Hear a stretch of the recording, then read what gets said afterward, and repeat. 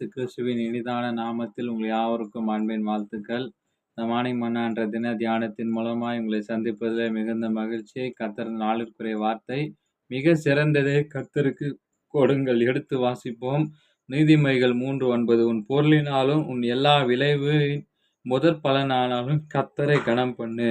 அதாவது ஆசாரிப்பு கூடாரம் கட்டும்படியாக கர்த்தருக்கு காணிக்கை கொண்டு வர மோசே இஸ்ரவேலிடம் கூறிய போது அவங்களுடைய செயல்பட விதத்தையே நாம் இங்கே வாசிக்கிறோம். யாத்ரா 35ஆம் அதிகாரம் 21 எவர்களை அவர்கள் இருதயம் எழும்பி ஆவி உற்சாகப்படுத்துகிறதோ அவங்க எல்லாரும் ஆசாரிப்பையும் கூடாரத்தின் வேலைக்கு ஏற்றவைகளாய் கர்த்தருக்கு காணிக்கையை கொண்டு வந்தார்களாம்.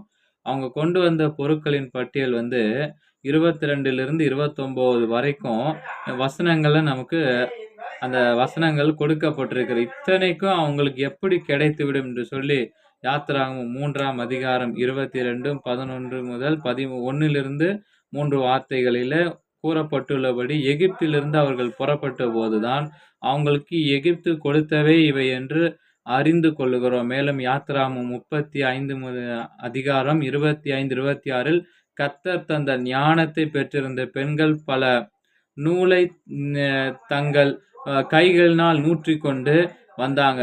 ஹார்பர்ட் லாக்கர் திறமையுள்ள இந்த பெண்மணிகள் மனமும் தேவனுக்கு ஊழியம் செய்தார்கள். ஆசாரிப்பு கூடாரம் கட்டி முடிக்கும் வரை தாங்கள் பொக்கிஷம் நேரம் தாளந்துகளோ அதே போல அவருக்கு காணிக்கையாக என்றார். அதை விட ஆச்சரியம் தங்களுக்கு மிகவும் அருமையான வெண்கலத்தில் பொருத்தப்பட்டுள்ள இந்த முகம் பார்க்கும் கண்ணாடிகள் எகிப்தின் கைவினை பொருட்களை யாத்திரா 38ஆம் அதிகாரம் 8 அவர்கள் கொடுத்தார்கள். வெண்கல தொட்டியையும் பாதத்தையும் பண்ணுவதற்காக மோசே இவற்றை உருவாக்கினான். இந்த பெயர் கூறப்படாத மக்களின் தியாகம்தான் எத்தனை மேலானது சொல்லி வாசிக்கிறேன். முடிக்க விரும்புகிறேன். ஜெபிப்போம்.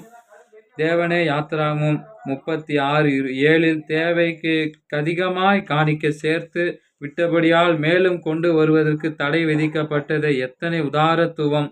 அதுபோல நானும் என்னுடைய நேரம் தாழ்ந்து பொக்கிஷத்தையும் வேலைக்கு மனமும் கொடுக்க கிருபை தாரும். ஆமேன். Have a blessed day. God bless you. கர்த்தர் தாமே உங்களை ஆசீர்வதிப்பாராக. ஆமேன்.